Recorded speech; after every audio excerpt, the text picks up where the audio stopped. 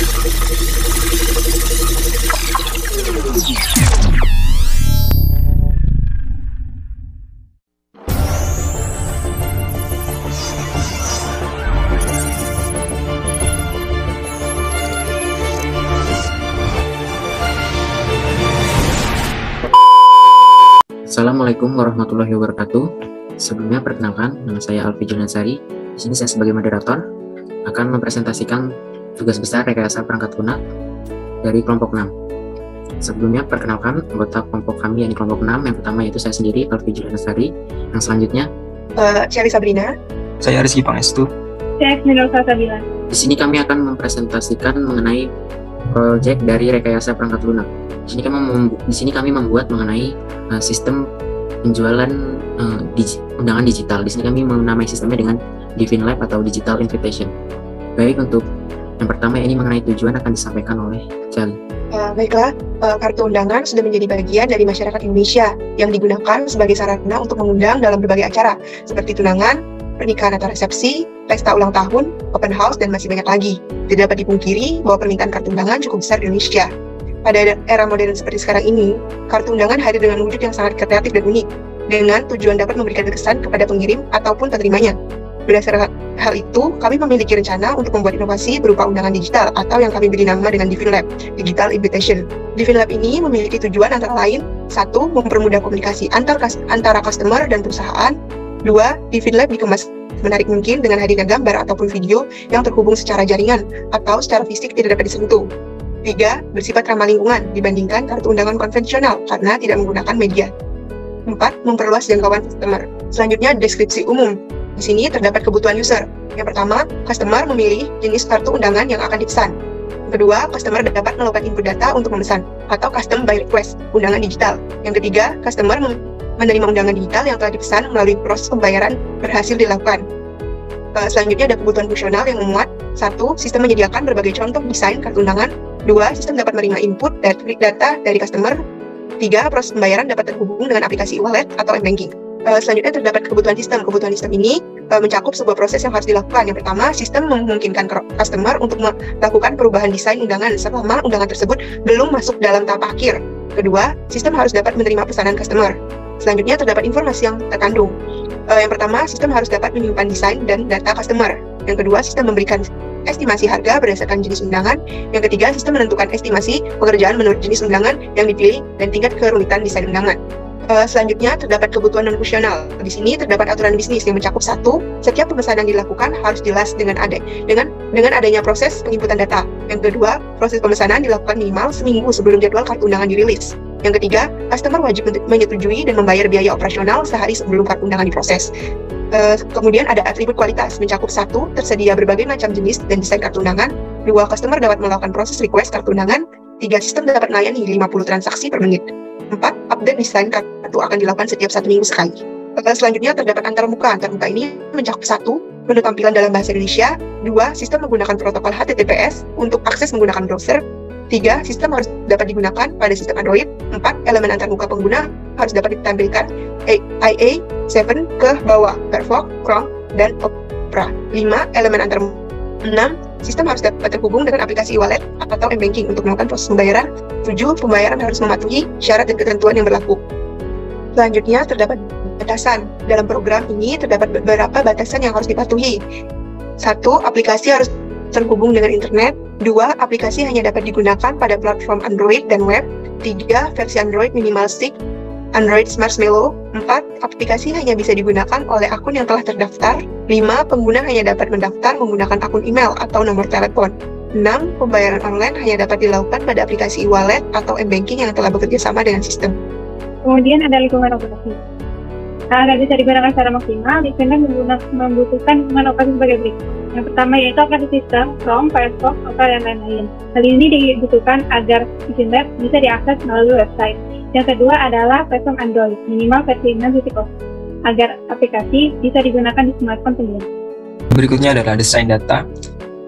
Pada bagian desain data ini untuk membantu kita dalam merancang DFD. Dan isinya perkiraan atau model bentuk aliran data dan hubungan antara entitas data untuk aplikasi yang dibuat. Ada data description, merupakan penjelasan dari data dictionary Berikut adalah data description dari DefinLab. Yang pertama ada admin. Admin itu berisi nama lengkap admin. Kedua ada user. User berisi data diri lengkap user. Kemudian yang ketiga ada nama user, berisi nama lengkap user. Nama lengkap user dibutuhkan untuk melengkapi data agar dapat melakukan proses registrasi. Yang keempat ada umur user, berisi usia user. Usia user dibutuhkan untuk melengkapi data agar dapat melakukan registrasi. Yang kelima ada alamat user, berisi alamat lengkap user untuk melengkapi data. Yang keenam ada email user, berisi alamat email dari user sebagai bahan untuk registrasi ke dalam aplikasi DefinLab. Kemudian yang ketujuh ada password, berisi mengenai informasi kata sandi dari user ketika akan mendaftar dan masuk pada aplikasi DefinLab. Yang kedelapan ada DefinLab database, berisi data yang disimpan, baik data dari user maupun dari admin. Yang ke-9 ada registrasi, merupakan proses pendaftaran yang dilakukan oleh user agar dapat mengakses aplikasi DefinLab. Yang 10 ada pencarian, merupakan proses mencari desain undangan yang disukai dengan cara menambahkan atau memilih tag yang diinginkan. Yang 11 ada pemesanan, merupakan proses pemesanan undangan di mana user dapat melakukan konsultasi desain kepada desainer. Yang ke-12 itu pembayaran, merupakan proses pembayaran dari user ketika sudah melakukan pemesanan undangan. Kemudian terdapat juga rangkaian pembuatan undangan DefinLab. Yang pertama ada registrasi, kemudian pencarian, yang ketiga ada pemesanan, dan yang keempat ada pembayaran. Next. Di sini terdapat data dictionary. Pada entitas itu ada user dan administrator. Data store-nya pada user itu ada user memiliki nama atribut. Untuk user memiliki nama atribut nama user, umur user, alamat user, email user, dan password user. Untuk nama user itu menggunakan tipe, atribut tipenya yaitu string. Format penyimpanan tidak ditentukan. Kemudian umur user menggunakan tipe atribut integer, menggunakan format penyimpanan 3 digit. Untuk alamat user, email, dan password user itu menggunakan tipe atribut string dan integer, dan format penyimpanan tidak ditentukan. Untuk administrator menggunakan tipe atribut string dan format penyimpanannya tidak ditentukan. Di sini ada rangkaian proses pembuatan undangan digital menggunakan DefinLab. Yang pertama itu ada registrasi. Untuk melakukan registrasi, pertama user masuk pada menu registrasi, lalu user masukkan data diri, kemudian masuk pada proses mendapatkan email konfirmasi. Setelah itu masuk pada entitas data user, kemudian terakhir data akan disimpan pada DefinLab database. Yang kedua ada pencarian. Pada bagian pencarian, pertama user akan masuk kolom pencarian, kemudian akan diarahkan pada proses memilih atau menambahkan tag agar pencarian sesuai dengan yang diinginkan. Lalu akan diarahkan pada proses melihat atau memilih desain yang disukai. Setelah itu pada data store, yaitu menyimpan histori pencarian. Terakhir data akan disimpan pada DefinLab database. Kemudian ketiga yaitu pemesanan.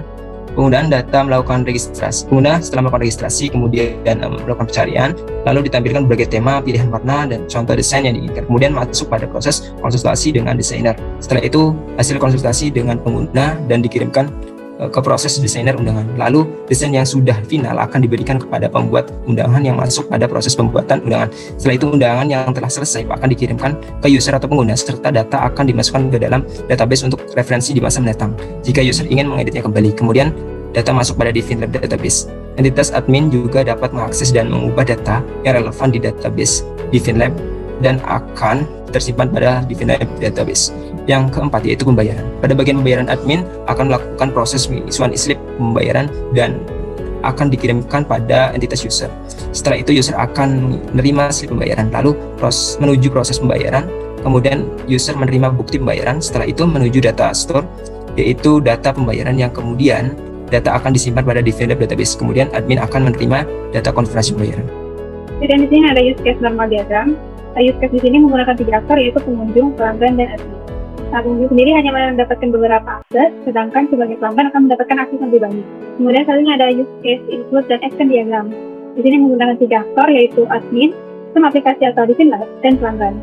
Di sini akan terlihat beberapa hal yang memasuki include dan extend.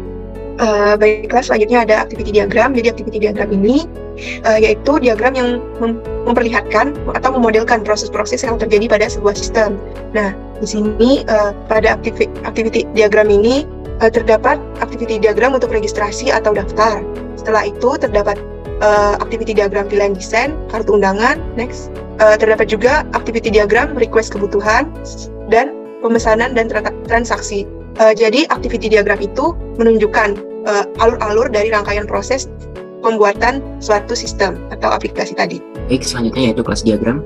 Di sini dalam kelas diagram terdapat 6 kelas, yaitu yang pertama yaitu kebutuhan, yang kedua customer, yang selanjutnya adalah user, administrator, dan order detail, dan juga order. Di sini setiap kelas memiliki hubungan yang dilambangkan atau yang ditunjukkan dengan garis yang memiliki panah. Selanjutnya ada data flow diagram. Data flow diagram sendiri yang kami gunakan ada 3 level, yaitu level 0, level 1, dan level 2. Di sini terdapat data flow diagram level 0. Data flow diagram level 0 bisa juga disebut sebagai data flow diagram konteks, yaitu keseluruhan. Kemudian ada data flow proses registrasi. Di sini bisa dilihat data flow level 1 dan level 2 dari proses registrasi. Kemudian di sini ada data flow diagram proses pencarian, bisa dilihat level 1 dan level 2. Kemudian ada data flow diagram proses pemesanan. Di sini bisa dilihat DFD level 1 dan DFD level 2. Kemudian ada DFD proses pembayaran. Di sini bisa dilihat DFD level 1 dan DFD level 2. Baik, yaitu selanjutnya mengenai desain arsitektur dari sistem aplikasi atau web yang akan dibuat. Yang pertama yaitu adalah sistem operasi. Di sini karena aplikasi atau sistem yang kami buat dapat diakses melalui aplikasi dan web, sehingga menggunakan sistem yang terpusat di database. Dan yang di bawahnya ini adalah layar dari sistem, di mana dari layar sistem ini menunjukkan sistem yang lapisan sistem, di mana yang paling luar adalah yang paling dekat dengan user, dan yang paling dalam yaitu core layar adalah yang interaksinya paling jauh dengan user. Selanjutnya itu desain arsitektur, dan di sini adalah mengenai interaksi umum. Di sini terbagi menjadi 3, presentation tier, logic tier, dan data tier. Desain arsitektur yang selanjutnya yaitu interaksi user, melakukan login atau sign up. Selanjutnya yaitu untuk interaksi request undangan. Di sini terdapat user dan admin.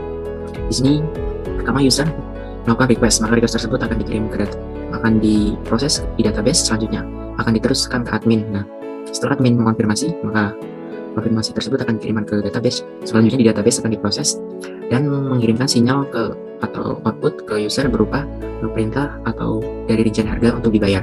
Selanjutnya yaitu untuk desain arsitektur interaksi user pembayaran. Di sini user melakukan pembayaran, maka melakukan pembayaran akan dikirimkan ke database. Selanjutnya database akan mengonfirmasi ke admin sehingga undangan yang dipesan dapat diproses. Interface design.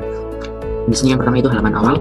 Halaman awal adalah tampilan pertama ketika user membuka web atau aplikasi dari Divin. Di sini dapat diakses melalui aplikasi, mobile application, dan website. Yang sebelah kiri atau yang putih adalah untuk mobile application, dan yang biru adalah untuk website. Untuk interface design yang selanjutnya yaitu login atau sign up. Di sini kita lihat terdapat form mengenai email, kata sandi, dan konfirmasi kata sandi yang dapat diisi oleh user. Selanjutnya itu menu tampilan utama beranda atau home screen dari Divin. Di sini terdapat menu inti atau tampilan inti yaitu toolbox atau navigation tool, yang di bawah terdapat di situ walaupun user berpindah dari menu satu ke menu lainnya, tombol navigasinya tidak akan berubah, sehingga akan memudahkan user untuk kembali atau memilih menu yang lain. Dan pada menu utama atau beranda ini ditampilkan rekomendasi dari kartu undangan yang paling banyak diminati oleh user lainnya. Selanjutnya itu mengenai tampilan menu pencarian. User dapat mengklik di tombol navigasi yang bagian bawah di bagian pencarian, maka akan diarahkan ke tampilan. Di sini user dapat memasukkan kategori atau jenis atau desain undangan yang diinginkan. Selanjutnya yaitu menu keranjang pesanan. Di sini apabila user telah memasukkan jenis undangan atau undangan yang dipilih ke dalam keranjang, maka di sini dapat diarahkan ke tampilan menu keranjang pesanan. Selanjutnya setelah mengklik pesan, maka user akan diarahkan ke bagian tampilan menu pembayaran. Di sini ditampilkan rincian dari total harga yang dari undangan yang dipesan, dan user dapat memilih metode pembayaran yang diinginkan.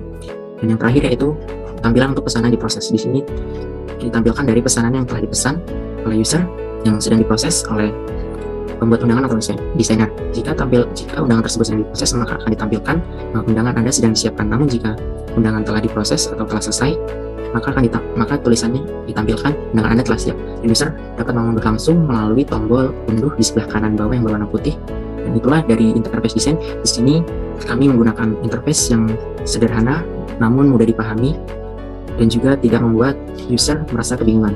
Sekianlah presentasi dari kami mengenai tugas besar Rekayasa Perangkat Lunak, yakni proyek kami Vivin Lab atau Digital Invitation. Kami ucapkan terima kasih dan saya mohon maaf jika terdapat kesalahan dalam penyampaian atau perkataan. Saya akhiri. Wassalamualaikum warahmatullahi wabarakatuh.